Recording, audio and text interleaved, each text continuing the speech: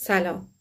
امیدوارم که حال همگی شما خوب باشه و از همراهی شما سپاسگزارم. یکی از موضوعات بسیار مهم در تمام روابط حرف زدن هست. لطفاً با هم در شرایط مناسب حرف بزنید. و در حرف زدن همه افراد میخوان که درک بشن و شنیده بشن. لطفاً کسی که صحبت میکنه شما اونو گوش کنید، بشنوید و احساساتش رو درک کنید. و اگر توی ارتباطی این موضوع اتفاق بیفته که قراره که اگه که طرف مقابل حرف داره میزنه، من سریعا به فکر این باشم که اشتباه اون رو بهش یادآوری کنم، قراره که اصلاح بشه، باید تغییر کنه و یا اتفاقی که در گذشته اتفاق افتاده دوباره اون رو مرور بکنیم.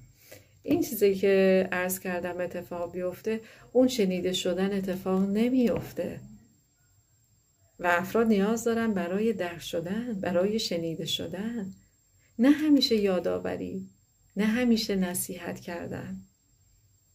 اگر که این شنیده نشدن اتفاق بیفته، افراد میرن به سمت غمگینی و بعد اون هم عصبانیت.